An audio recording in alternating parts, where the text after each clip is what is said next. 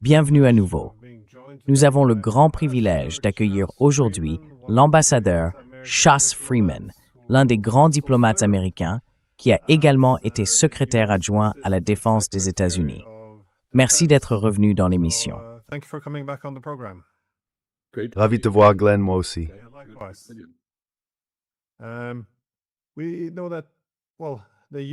On sait que les États-Unis et l'Iran se frappent à nouveau. Trump menace encore une fois d'éliminer l'Iran. On voit qu'Israël et le gouvernement libanais ont signé un accord que les médias israéliens présentent comme préparant en quelque sorte le terrain à une guerre civile au Liban.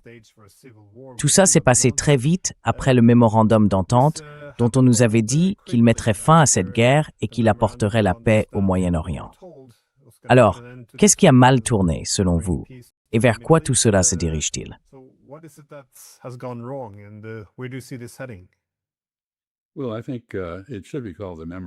Eh bien, je pense qu'on devrait l'appeler le mémorandum de malentendu, parce qu'il est très clair qu'il n'y a aucun véritable accord derrière tout ça. Et Donald Trump, soit il a oublié ce qu'il y a dedans, je veux dire, il l'a bien signé, soit il ne l'a jamais compris, soit il fait simplement ce qu'il fait d'habitude, renégocier ce qu'il semble avoir déjà accepté. On voit donc toutes sortes de nouvelles conditions ajoutées par les États-Unis, qui en réalité continuent de contester le résultat de la guerre, c'est-à-dire l'établissement du contrôle iranien sur le détroit d'Ormuz. Le mémorandum d'accord stipule que les navires seront autorisés à sortir du détroit selon des dispositions gérées par l'Iran.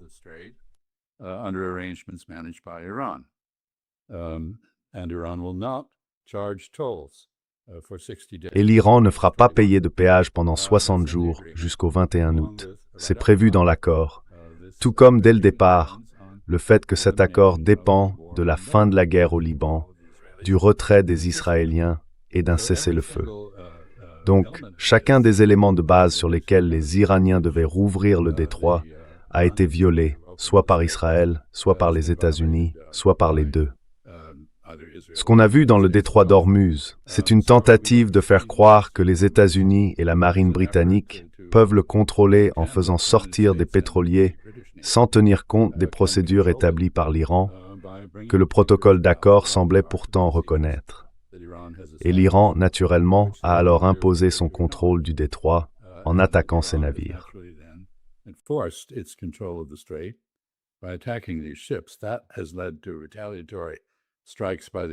Cela a conduit à des frappes de représailles des États-Unis, d'abord à un niveau essentiellement symbolique, puis, plus récemment, à un niveau beaucoup plus brutal. Et cela, à son tour, a entraîné des frappes iraniennes contre des bases américaines au Koweït et à Bahreïn, qui semblent avoir causé des dégâts importants. Même si, comme d'habitude, la censure et la nature servile de la presse occidentale ont rendu les faits difficiles à connaître. On voit donc en réalité une illustration du fait que ce soi-disant mémorandum d'entente, qui est en fait un accord pour chercher un accord et non un accord en soi, n'est pas appliqué. Un processus de représailles, coup pour coup, est en cours. La survie du MOU est incertaine.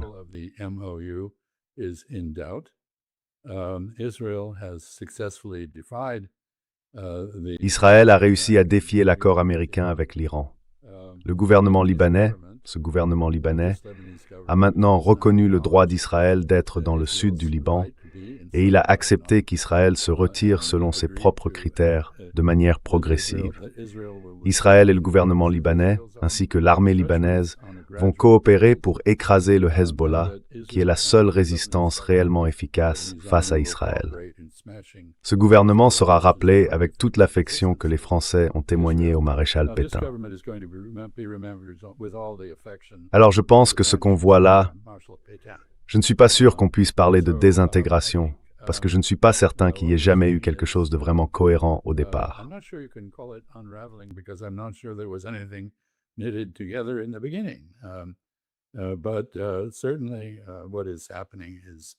Mais ce qui se passe, c'est clairement un retour au chaos plutôt qu'à l'ordre dans l'ensemble de l'Asie de l'Ouest.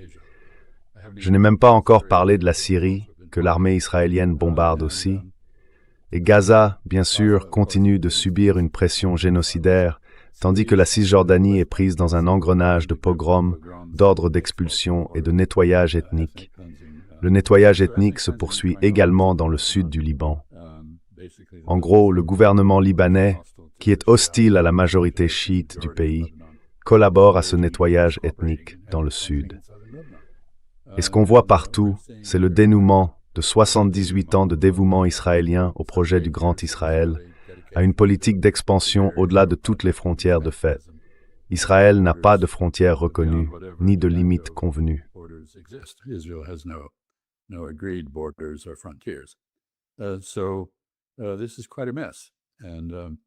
C'est vraiment un sacré désordre. Et je dois ajouter que si Donald Trump s'imagine que le protocole d'accord contient des dispositions qu'il n'a pas, ou qu'il essaye d'en rajouter, c'est parce qu'il est soutenu par le secrétaire d'État Rubio. Rubio est allé dans le Golfe, essentiellement pour confirmer les fantasmes de Donald Trump à propos du détroit d'Ormuz, avec un conseil de coopération du Golfe plutôt coopératif, pas totalement, surtout avec Bahreïn, le Koweït et les Émirats arabes unis. Il y avait, d'après ce que j'ai compris, des représentants de l'Arabie saoudite et du Qatar aux réunions. Je ne crois pas qu'il y ait eu de présence omanaise. En gros, c'est un effort classique pour renégocier ce qui a déjà été établi sur le champ de bataille et à la table des négociations. Et ça ne marche pas. L'Iran ne va pas abandonner le contrôle du détroit d'Ormuz.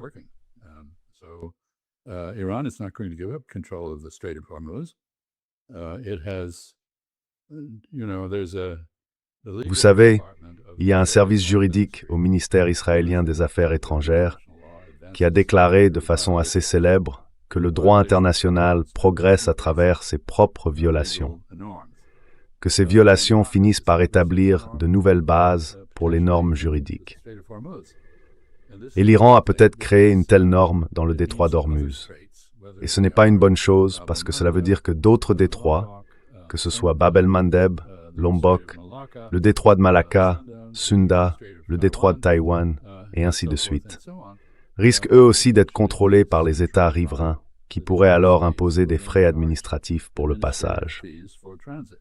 La liberté de navigation, qui est pourtant inscrite d'ailleurs, aussi bien dans le droit islamique ancien que dans les écrits d'Hugo Grotius, le grand juriste néerlandais, auteur de Mar Liberum, la liberté des mers, vers 1619.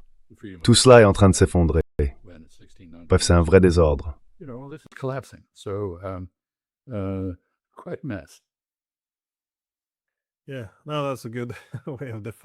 Oui, c'est une bonne façon de le définir. Mais je pense que la plupart des gens savaient que le protocole d'accord ne serait pas forcément respecté. En fait, Trump avait exprimé sa volonté de récupérer le pétrole et il avait accepté des conditions qu'il semblait très peu probable de tenir.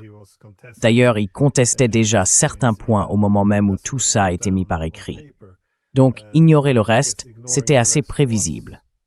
Mais alors, comment faut-il comprendre la reprise des attaques entre les deux camps? Est-ce que, selon vous, les États-Unis essaient, comme vous l'avez dit, de renégocier, c'est-à-dire de punir l'Iran s'il tente de suivre uniquement les parties du protocole qui l'arrangent, en espérant qu'il n'y aura pas de représailles? Ou bien pensez-vous que, désormais, ils ne pourront tout simplement plus mettre fin à la guerre? Ou y a-t-il encore une voie possible vers un cessez-le-feu?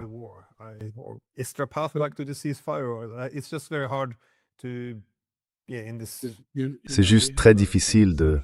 Vous savez, on part souvent du principe que toutes les guerres doivent finir, mais parfois, ce n'est pas le cas. En gros, si on regarde l'Asie de l'Ouest, Israël a été en guerre de manière intermittente, avec à peu près tout le monde. Mais en réalité, c'est une seule et même grande guerre qui dure depuis avant même la création de l'État. Les premiers colons sionistes avaient un plan de nettoyage ethnique qu'ils ont mis en œuvre en 1947 et 48 et qu'ils ont répété à d'autres moments, notamment après la guerre de 1967, quand environ 300 000 Palestiniens ont été chassés de chez eux. Donc cette région est en guerre, je dirais, depuis la chute de l'Empire ottoman et le partage européen qui a suivi, avec l'accord Sykes-Picot. En gros, depuis ce moment-là, c'est un conflit permanent. There's been basically conflict, and the only question is what is the intensity of the conflict? La seule question, c'est quelle sera l'intensité du conflit. On risque donc de revenir à une situation qui ressemble à ce qu'on connaît déjà, où en réalité, il n'y aura pas d'accord pour mettre fin à la guerre. C'est une épreuve d'endurance, une guerre d'usure. Combien de temps les États-Unis peuvent-ils continuer à bloquer le blocus? L'usure des navires et du personnel est énorme. L'usure de la réputation mondiale de l'Amérique l'est tout autant. En fait, ce qui unit tous ceux qui sont en guerre contre les États-Unis, que ce soit le Hamas, le Hezbollah, les Russes, les Iraniens, les Vénézuéliens ou les Cubains, ce qui les unit tous, c'est la conviction que les États-Unis sont incapables de conclure un accord.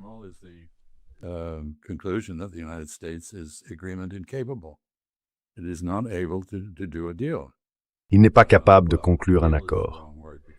Enfin, le mot accord n'est pas le bon, parce qu'un accord, par nature, c'est quelque chose de transactionnel. Et comme vous le savez, en diplomatie, dans les relations internationales, chaque négociation ne porte pas seulement sur une transaction, mais sur une relation. Les États-Unis, apparemment, ne comprennent pas cela. Ils s'imaginent donc qu'ils peuvent aborder les affaires étrangères comme des promoteurs immobiliers traitent avec des propriétaires ou des immeubles à New York. Et donc, si vous voulez réaménager un bâtiment, vous expulsez les locataires. Naisedjnetwezenetnik. En fait, si vous voulez conclure un accord, vous lisez The Art of the Deal, écrit par Donald Trump, pas celui qu'Andy Borowitz a attribué à Mustafa Khamenei. Je ne sais pas si vous avez vu ça, mais Andy Borowitz, qui est un humoriste de génie aux États-Unis et qui vit d'ailleurs dans le New Hampshire, même si je ne l'ai jamais rencontré, a dit avec beaucoup d'ironie que Mustafa Khamenei avait remporté un grand prix littéraire pour une nouvelle œuvre intitulée The Art of the Deal. Le principe de base, selon lui, c'est que pour gagner une négociation, il faut toujours négocier avec un idiot. Et peut-être que c'est exactement ce qui se passe. Peut-être que ce n'est pas plus profond que ça, parce qu'il n'y a aucune constance. La parole américaine ne vaut plus rien.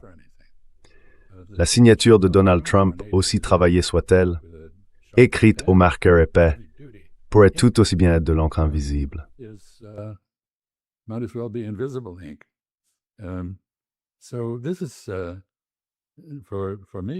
Pour moi, en tant qu'Américain, je trouve ça profondément inquiétant. Avec les Israéliens, nous avons réussi à piétiner le droit international, à détruire la confiance de base dans notre diplomatie, cette confiance pourtant essentielle pour défendre nos intérêts. Nous avons déstabilisé des situations un peu partout. Et au milieu de tout ça, Donald Trump, frustré de ne pas avoir obtenu une victoire marquante en Asie de l'Ouest, semble maintenant se tourner de nouveau vers l'Ukraine. Et je pense que cette question devient vraiment très dangereuse. Les pays européens, privés des livraisons d'armes américaines, développent leurs propres moyens pour aider l'Ukraine à mener des frappes de longue portée en Russie, en partant du principe, et je crois que ce principe va se révéler faux, qu'ils bénéficient d'une immunité contre les représailles.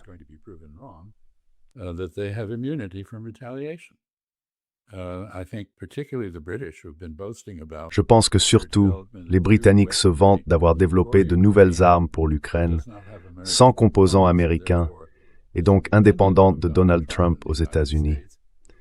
Ces armes permettraient à l'Ukraine de frapper à nouveau plus profondément en Russie. Je crois qu'ils vont avoir, disons, un moment à la mafia. Vous savez, du genre, belle usine que vous avez là, ce serait dommage qu'il lui arrive quelque chose. Je soupçonne que le sabotage sera la première étape. Je ne pense pas qu'on verra une frappe de missiles russes sur cette usine. Mais qui sait? À ce stade, je crois que l'OTAN est dans un tel désordre que l'article 5 n'est plus vraiment un moyen de dissuasion crédible. Donc je suis très inquiet de la dynamique qui s'est installée. En attendant, les Européens continuent de débattre. En fait, ils commencent à discuter, et ça c'est positif, de l'idée de vraiment parler avec la Russie. Eh bien, je veux dire, évidemment, il faut parler à la Russie.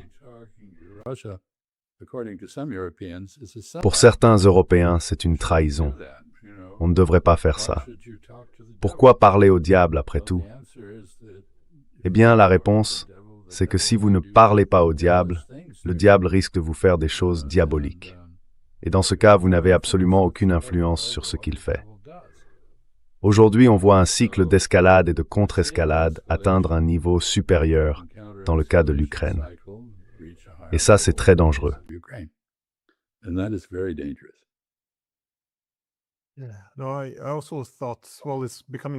Je me suis aussi dit que, il devient maintenant impossible pour la Russie de ne pas réagir.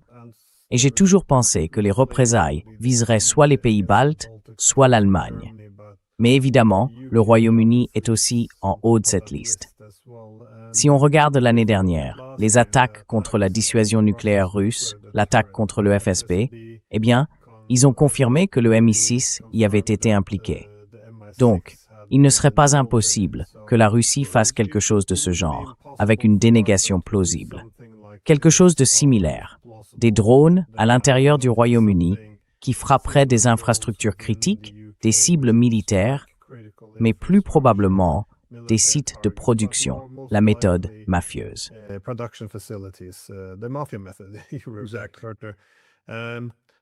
Exactement. Mais dans l'ensemble, la comparaison entre la Russie et l'Iran, c'est qu'elles sont toutes les deux en train d'être préparées par l'Occident à ce qui ressemble à une guerre sans fin. Une guerre de basse intensité, enfin, pas si basse que ça en Russie, mais qu'on cherche à maintenir à un niveau où le temps joue en faveur de l'OTAN. L'idée, c'est de pouvoir affaiblir progressivement non seulement la Russie, mais aussi l'économie iranienne. Dans toute guerre, ou guerre d'usure, on mesure combien de souffrances chaque camp peut supporter. Mais là, je me demande, jusqu'où l'Iran est-il prêt à céder ce genre de contrôle aux États-Unis?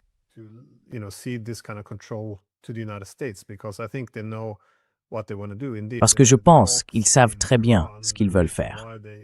En fait, les faucons à Téhéran, la raison pour laquelle ils se sont opposés à ce mémorandum d'entente, c'est qu'ils avaient, à mon avis, assez justement prévu qu'il ne serait pas appliqué du côté américain. Et franchement, il n'y avait pas besoin d'une boule de cristal, ni d'un coup de fil à Nostradamus s'il était encore parmi nous. Trump, déjà à l'époque, remettait en cause l'idée même qu'un seul dollar puisse être transféré à l'Iran alors que le mémorandum était en train d'être signé. Donc franchement, pourquoi aurait-il eu confiance en cette idée?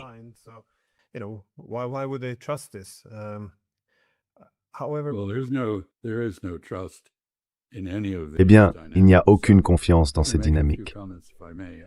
Permettez-moi de faire quelques remarques, si vous le voulez bien. D'abord, je ne pense pas que les guerres sans fin soient une stratégie. À mon avis, elles sont plutôt le résultat involontaire de l'absence de stratégie. Autrement dit, il n'y a pas d'objectif clair. Et ceux qui sont annoncés ne sont pas réalisables. Ce sont des objectifs fantaisistes. Les objectifs changent sans cesse, comme dans un kaléidoscope qui tourne. Du coup, aucune priorité n'est fixée. Les repères bougent en cours de route. On trouve toujours une excuse pour continuer la guerre. Il n'y a pas de stratégie de sortie, parce qu'il n'y a ni objectif clair, ni critères pour mesurer les progrès.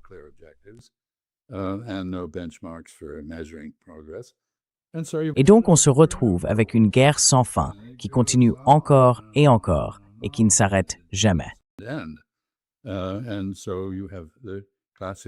Prenons un exemple classique et récent, l'Afghanistan. Personne n'a jamais vraiment su expliquer pourquoi nous étions encore là, après le premier raid punitif contre les talibans qui hébergeaient Al-Qaïda. Alors oublions ça. On a tous fini par l'oublier. On disait qu'on faisait la guerre pour l'éducation des femmes, ou quelque chose comme ça. Non, c'était pas clair. C'était sans doute une cause noble, quelle qu'elle ait été. Mais cette guerre a duré 20 ans, pour aboutir à quoi? Au retour des talibans au pouvoir en Afghanistan. Voilà ce qu'on appelle une guerre sans fin. Je pense qu'il faut une définition, et je crois que je viens d'en donner une.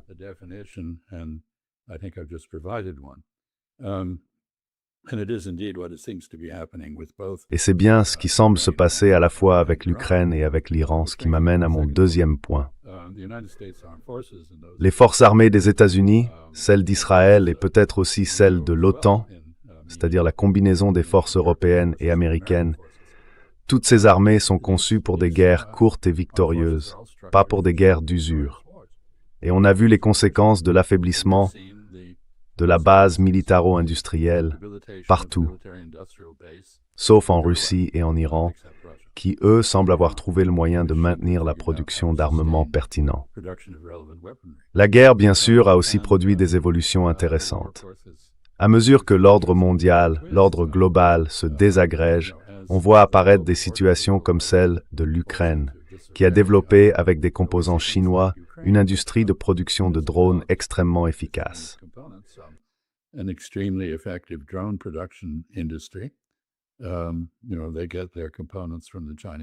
Vous savez, ils obtiennent leurs composants auprès des Chinois, tout comme les Russes. Les Russes, eux, se fournissent aussi en composants iraniens. Peut-être même que la Corée du Nord s'y met aussi maintenant, je ne sais pas. Quoi qu'il en soit, les Ukrainiens sont devenus des maîtres dans la guerre par drone, et c'est justement le type de guerre dont on a besoin aujourd'hui. Du coup, ils développent maintenant des relations militaires, des partenariats de soutien avec des pays comme l'Arabie saoudite et d'autres pays du Golfe. Ce qui veut dire qu'ils participent à une sorte de substitution à la dépendance qu'avaient ces pays vis-à-vis de la technologie américaine. Une technologie qui finalement s'avère incapable de faire face aux missiles hypersoniques, aux drones et à la combinaison des deux, comme l'a montré l'Iran.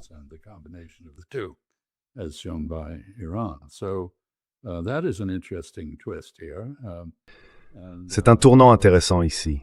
Et bien sûr, malgré la visite de Marco Rubio dans le Golfe qui visait essentiellement à redéfinir le protocole d'accord pour qu'il corresponde au fantasme de Donald Trump à ce sujet, cela n'interrompt pas les discussions en cours entre les pays arabes du Golfe et l'Iran sur l'avenir du détroit d'Ormuz après la fin du blocus américain. Ce détroit restera sous contrôle iranien. Il n'y a aucun moyen de le leur retirer. Et puis, une autre chose à propos des guerres sans fin, c'est qu'elles finissent toujours par se révéler inutiles. Et c'est exactement ce qu'on voit ici.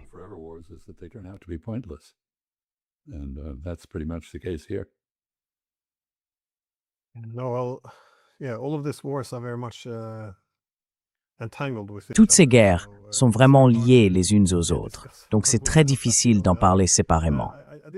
Mais je voulais quand même qu'on se tourne un peu vers la dimension israélienne, parce que comme vous l'avez dit, Israël est aussi très impliqué en Syrie. Et je trouve que c'est une évolution intéressante. Avant, l'Iran était un soutien clé du régime syrien, ce qui évidemment influençait la politique étrangère d'Israël. Maintenant que l'Iran s'est en grande partie retiré de Syrie, le nouvel ennemi d'Israël semble être la Turquie. Et la rhétorique devient de plus en plus agressive à l'égard d'Ankara. Je crois que Naftali Bennett a été l'un des principaux artisans de ce discours plus dur, voire le plus dur. Comment voyez-vous cette évolution? Parce que là encore, c'est une dynamique différente. Avec l'Iran, au moins, les États-Unis et Israël considéraient tous deux Téhéran comme l'un de leurs principaux ennemis. Mais maintenant, Israël semble désigner la Turquie comme son adversaire principal. Et là, on parle d'un pays membre de l'OTAN. Ça complique un peu les choses.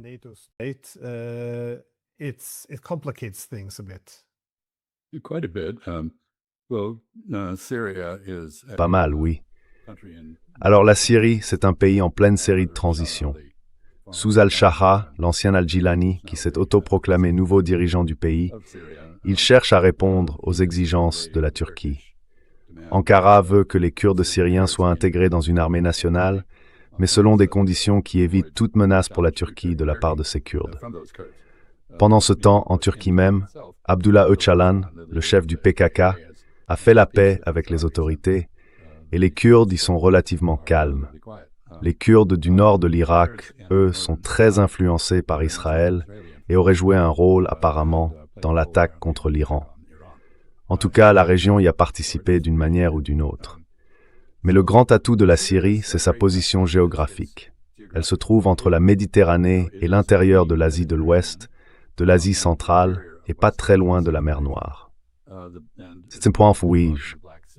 Et the header du Swatchin Wars aboutissait à Alep, Surkin, sur la côte syrienne. At Aleppo and on the Syrian coast. And this is returning. And so a very interesting thing is you have Et ça, Iraqi government, c'est en train de revenir. which Ce qui est très intéressant, c'est qu'on a un gouvernement irakien très étroitement lié à l'Iran à bien des égards, dominé par les chiites, qui est en train de faire la paix avec les Syriens. Pourquoi? Parce que la fermeture du détroit d'Ormuz a privé l'Irak de 90% de ses revenus, qui dépendaient eux-mêmes à 90% des exportations de pétrole. Et ces exportations se sont arrêtées. Alors maintenant, comment l'Irak exporte-t-il son pétrole? Il le fait par voie terrestre, à travers la Syrie, et à terme, il y aura sans doute un oléoduc, comme il y en avait un autrefois, qui permettra d'acheminer un volume bien plus important de pétrole irakien par cette route. Bien sûr, l'Irak exporte aussi via la Turquie. Et pendant ce temps, comme vous l'avez souligné, il y a une rivalité continue, une rivalité stratégique et géopolitique entre les Kurdes, Mali sur les Turcs, c'est et beaucoup moins au Liban.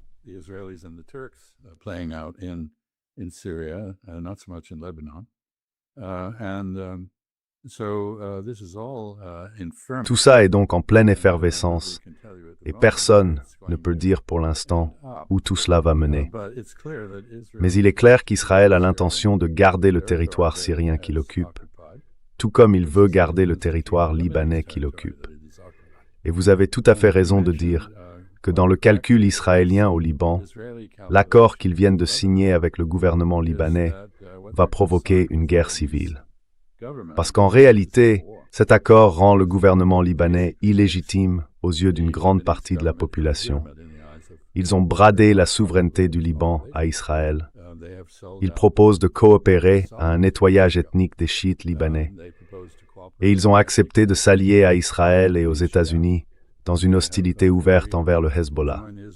Bien sûr, le Hezbollah fait partie de ce gouvernement. Il est représenté au Parlement libanais. Represented in the Lebanese parliament. And this is indeed a very clever Israeli formula. Et c'est en effet une formule israélienne très habile pour déclencher une guerre civile. Ce qui bien sûr aidera Israël à consolider sa position au Liban, tout en apportant encore plus de souffrance aux Libanais. Et d'ailleurs, cela pourrait très bien entraîner une reprise des flux de réfugiés vers l'Europe, comme on l'a vu avec la Syrie, qui a vidé certaines régions de leur population. Mais cette fois, le Liban pourrait produire le même effet.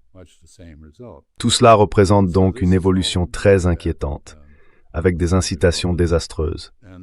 Et par-dessus le marché, on assiste non pas à une rupture totale, mais à une véritable fracture, sur certains points, entre les États-Unis et Israël.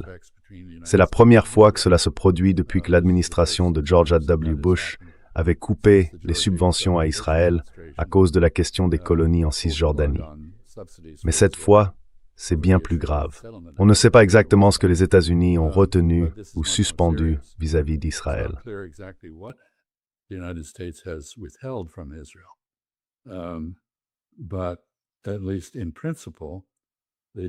Mais au moins, en principe, l'administration Trump a déclaré que Israël n'a plus carte blanche au Liban, qu'il n'est plus libre de faire tout ce qu'il veut, et que les États-Unis ont l'intention de contrôler la situation. Et Israël, de son côté, a répliqué que les États-Unis ne contrôleront rien, qu'Israël fera ce qu'il juge bon. Je pense qu'on voit là une hypothèse israélienne selon laquelle le soutien sioniste aux États-Unis sera suffisant pour empêcher Donald Trump de vraiment mettre à exécution ses menaces de freiner Israël. On verra bien ce qui se passera. Un autre point très important aussi, non seulement le trafic dans le détroit d'Ormuz est perturbé, mais il devait y avoir aujourd'hui une réunion de négociation en Suisse entre les Américains et les Iraniens. Je ne pense pas que ça soit passé. Je ne sais pas si vous avez d'autres informations, mais je pense que les Iraniens reviennent peut-être à dire que les violations américaines du protocole d'accord signifient qu'il ne peut pas y avoir de discussion fondée sur ce protocole. Et si c'est le cas, alors on voit s'aggraver un problème qui existerait de toute façon, même s'il y avait des négociations. et que d'une manière ou d'une autre, la validité du protocole était rétablie. Le fait est que les États-Unis sont en train d'épuiser leurs réserves de pétrole, et le monde aussi. Et il y a un décalage entre l'arrivée des nouvelles livraisons depuis le détroit d'Ormuz, même dans les hypothèses les plus optimistes, et l'approvisionnement des raffineries à travers le monde. Résultat, toutes les prévisions alarmantes sur une forte hausse des prix du pétrole, l'effondrement de la production agricole à cause du manque d'engrais et les autres conséquences de l'interruption du trafic dans le détroit d'Ormuz, tout cela risque de nous frapper très vite, et cela avant même les élections de mi-mandat aux États-Unis. Ce sur quoi Donald Trump est complètement focalisé. Non, il fait un gros effort pour utiliser son contrôle sur le service postal américain afin de priver les électeurs de leur droit d'utiliser le vote par correspondance. Il a inventé le mythe selon lequel il existerait une fraude massive liée à ce type de vote, alors qu'il n'y a aucune preuve de cela. Mais pour beaucoup de partisans de Donald Trump, dans le mouvement MAGA, c'est devenu une question de foi. Il subit donc une énorme pression, de la part de ses donateurs, de sa base électorale, de la communauté internationale, des Russes et des Ukrainiens et de leurs interactions, mais aussi de l'Iran, des pays du Golfe et d'Israël. Franchement, on ne peut pas envier sa position, mais en même temps, c'est lui qui s'est mis dans cette situation, personne d'autre.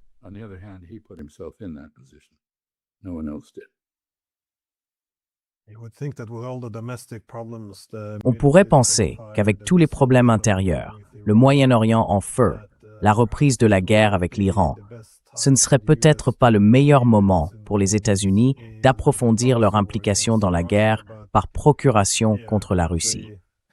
Mais oui, apparemment, c'est aussi une décision qui est en train d'être prise. Concernant Israël, je suis d'accord avec votre analyse. Je pense que ce qu'ils ont fait au Liban était assez habile.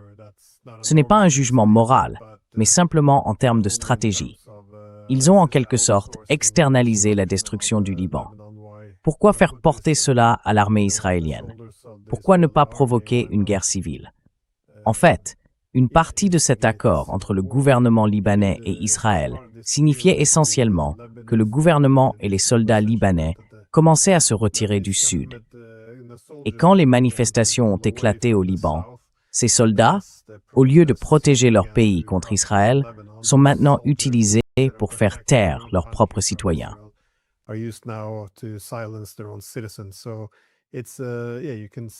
Donc oui, on peut voir encore une fois que ce n'est pas encore garanti, mais on sent bien que c'est un scénario très probable. Mais, vous savez, même si c'est, disons, une victoire pour Israël, il y a d'autres problèmes. Comme vous l'avez dit, il y a une vraie fracture entre les États-Unis et Israël, et elle est assez importante. Les Israéliens sont toujours épuisés par les guerres. Ils ont aussi leurs propres difficultés économiques. Il y a une certaine instabilité politique. On a l'impression que Netanyahou pourrait être poussé vers la sortie. Mais en même temps, ce n'est pas forcément le plus dur des faucons de la politique israélienne. Il pourrait être remplacé par quelqu'un comme Naftali Bennett. Et là, paradoxalement, on pourrait presque en venir à regretter Netanyahou. Alors, la question c'est, vers où va Israël maintenant? Quelle est la stratégie? Comment se passe their shooting vision? Eh bien, d'abord,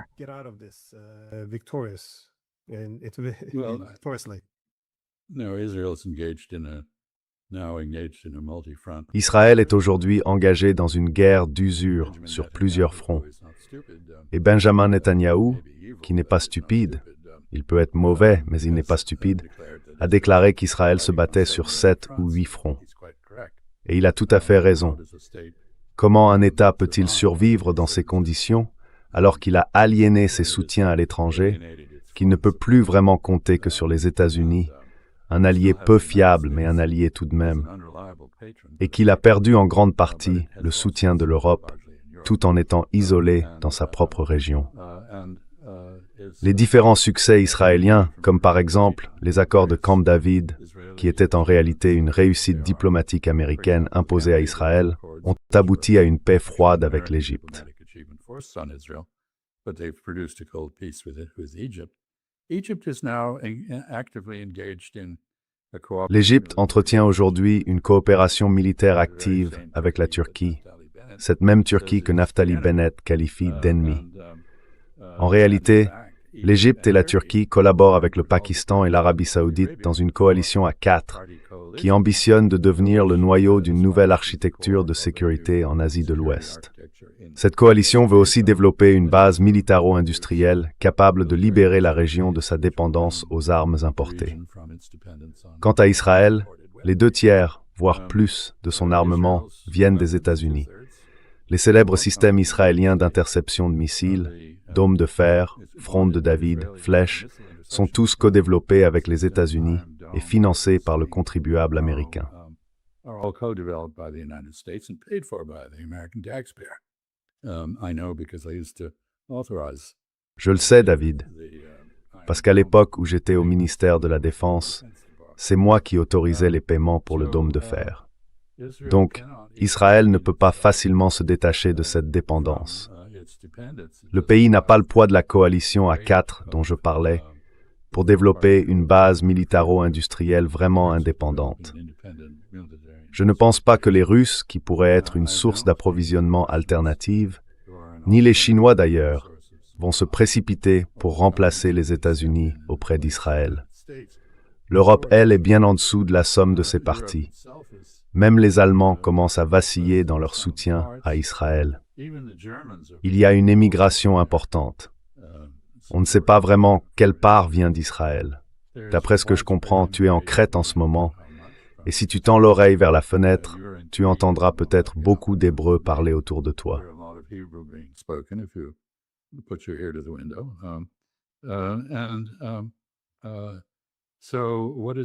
Alors, quel est l'avenir de cet état d'apartheid qui s'est maintenant mis à dos absolument tout le monde, non seulement dans sa région, mais aussi dans le reste du monde, et qui est devenu un paria international, persona non grata, dans les cercles respectables?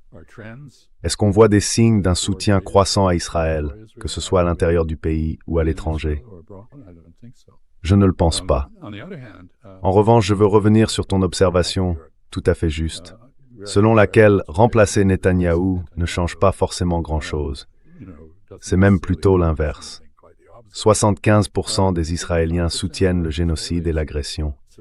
Cela les rend très différents, même de l'Allemagne nazie. This makes them, very different. Even in Nazi Germany, most Germans were willfully unaware. La plupart des Allemands étaient volontairement ou peut-être sincèrement inconscients de ce que leur gouvernement faisait pendant l'Holocauste, du massacre des Slaves à l'Est et ainsi de suite.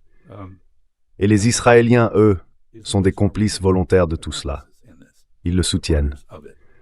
Cela discrédite tellement l'État d'Israël qu'on doit supposer qu'un jour ou l'autre, il y aura un moment de vérité pour Israël à ce sujet.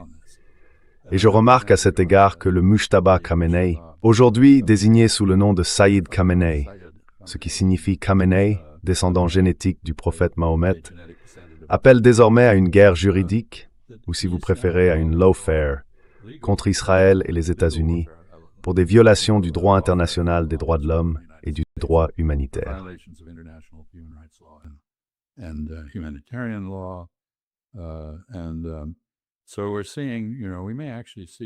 Et donc on voit quelque chose d'assez étonnant se produire.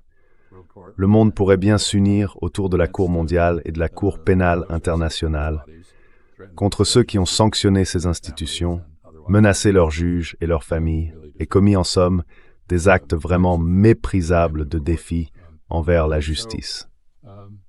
Alors la question c'est, où va Israël à partir de là? En ce moment, si on vous demandait de rédiger une police d'assurance vie pour ce pays, vous ne le feriez pas, parce que tout indique qu'il est en train de se détruire lui-même. Ce n'est pas un suicide provoqué par d'autres, c'est un suicide causé par ses propres actions malveillantes et sadiques.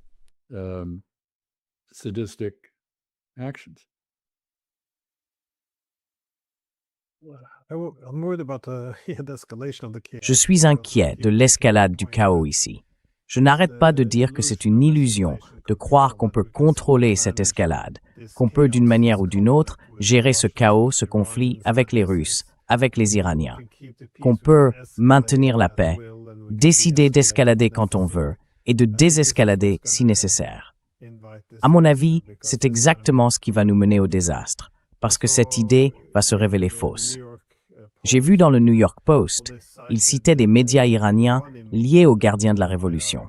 Je n'ai pas vérifié les sources originales, mais il était question du fait que ces médias iraniens affirmaient en gros qu'il fallait désormais se doter de l'arme nucléaire. Évidemment, les Américains n'accepteront jamais ça. Ils n'accepteront aucune paix dans ces conditions.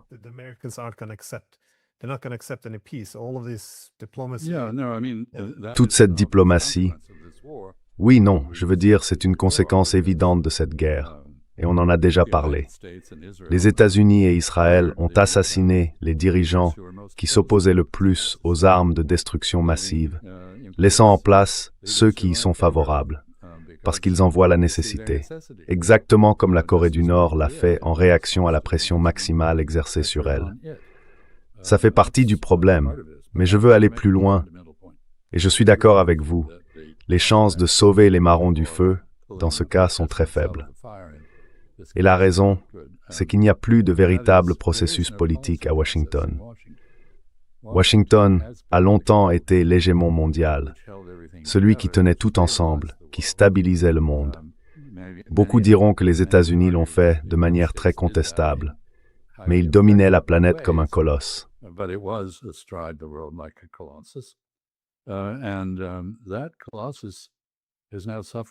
Et ce colosse, aujourd'hui, a subi une lobotomie frontale. Vous voyez, il n'y a plus de cerveau là-dedans. Il n'y a plus de processus politique capable de produire des jugements réfléchis sur la manière de gérer tous ces problèmes. Il n'y a plus de hiérarchie des priorités. Tout est décidé selon l'instinct du président, un instinct d'ailleurs assez imposant ces temps-ci. Et tout cela est devenu imprévisible, chaotique, déstabilisant. Alors, l'idée qu'une politique avisée, ou même simplement habile au sens où les Israéliens peuvent l'être au Liban, c'est-à-dire rusés, puisse remettre de l'ordre dans ce désastre, eh bien c'est très peu probable. Et cela devrait tous nous inquiéter profondément. Je pense d'ailleurs que cela aura un impact majeur sur les élections de mi-mandat aux États-Unis. Mais l'idée que des élections puissent freiner les caprices de Donald Trump reste à démontrer. On verra bien.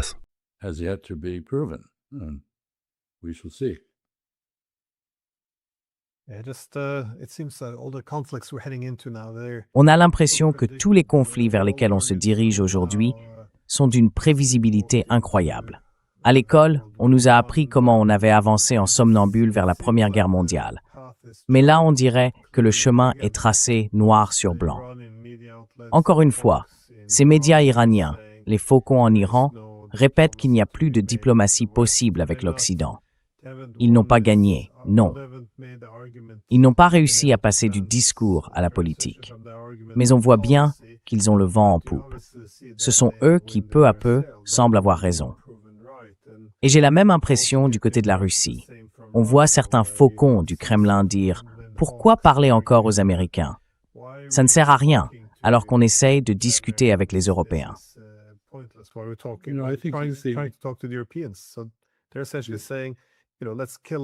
En gros, ils disent « Éliminons Zelensky, bombardons massivement le quartier gouvernemental de Kiev, utilisons une ou deux armes nucléaires tactiques contre certains Européens. » Enfin, pour l'instant, ils n'ont pas encore convaincu Poutine de passer à l'action. Mais je ne sais plus très bien ce qui retient encore Poutine.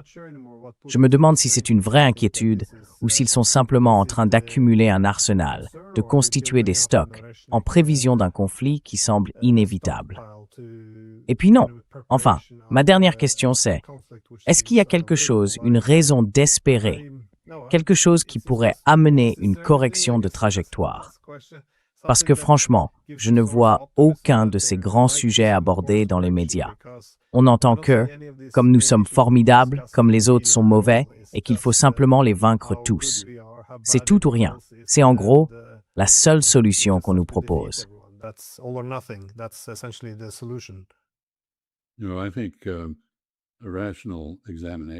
Non, je pense qu'un examen rationnel des faits montrerait que le recours exclusif à la force, aux moyens militaires pour atteindre des objectifs, est contre-productif. Et pour parler plus précisément de la question nucléaire, l'Iran avait en gros accepté de ne pas faire exploser de dispositif pendant 60 jours.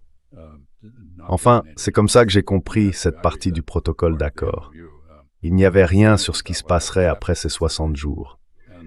Et l'idée que, d'une manière ou d'une autre, les Iraniens vont en conclure que les États-Unis vont garder leur distance et ne pas les menacer, est contredite chaque jour par notre président et ses collaborateurs.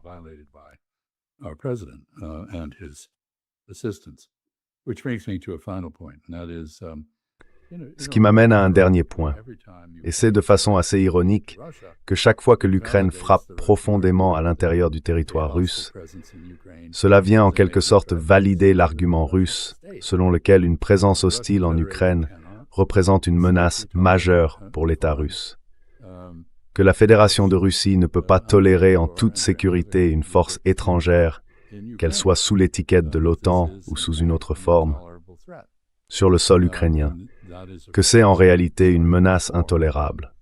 Et c'est bien sûr cette perception-là qui a déclenché la guerre. Cette perception russe, alimentée par, et je rappelle souvent que d'un point de vue historique, les Russes ont effectivement des raisons de se méfier des attaques venues de leurs voisins.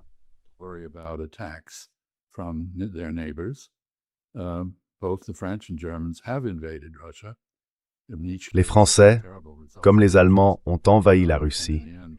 Et à chaque fois, ça s'est terminé de façon terrible pour les Russes. Et au final, au moins aussi terrible pour les Allemands. Vous savez, les Mongols l'avaient fait bien avant. La Russie semble avoir fait la paix avec les Mongols et avec les Chinois, qui faisaient partie de l'Empire mongol à l'époque. Mais dire que l'histoire prouverait une volonté russe d'envahir l'Europe de l'Ouest, plutôt que de poursuivre des armées en retraite à travers l'Europe, c'est vraiment assez étonnant. Et c'est pourtant ce mythe-là qui semble guider la diplomatie européenne en ce moment. Enfin, la politique étrangère, ils n'ont pas vraiment de diplomatie. Donc non, je ne vois pas la moindre lueur d'espoir pour une résolution satisfaisante des différents foyers de chaos que nous avons déclenchés. Non, vraiment pas.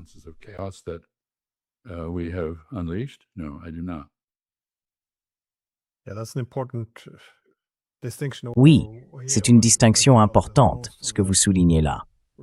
La plupart des incursions militaires russes en Europe de l'Ouest ont suivi des armées en retraite, plutôt que d'avoir déclenché ces conflits.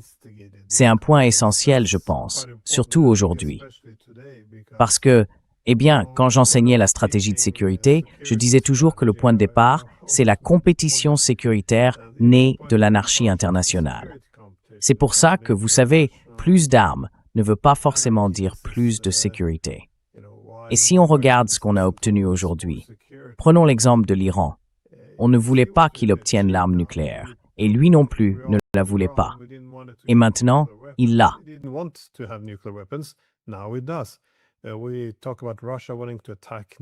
On parle de la Russie qui voudrait attaquer l'OTAN. C'est absurde. Elle n'a jamais eu cet objectif. En réalité, elle a tout fait, depuis environ 4 ans et demi, pour éviter d'élargir la guerre à l'OTAN. Mais maintenant, elle pourrait le faire, à cause de l'implication directe de l'OTAN dans des attaques contre la Russie. C'est un manque total de réflexion stratégique. Je crois que c'est ça qui me choque le plus. Toute demande de retenue est perçue comme, vous savez, un complot russe. Et d'une certaine façon, la position patriotique, ce serait d'attaquer les adversaires le plus violemment possible. Peu importe si ça a échoué de façon spectaculaire en Iran ou si ça va échouer et provoquer une catastrophe en Russie. Mais oui, apparemment, c'est la seule voie qu'on envisage.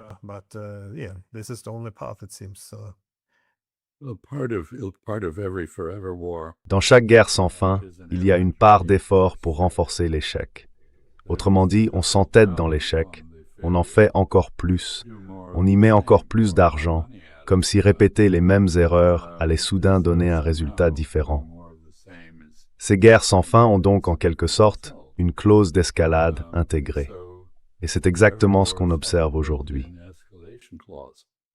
And we're seeing that.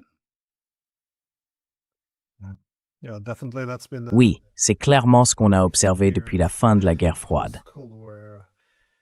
En tout cas, monsieur l'ambassadeur, comme toujours, merci beaucoup d'avoir partagé votre point de vue. Profite bien, Craig.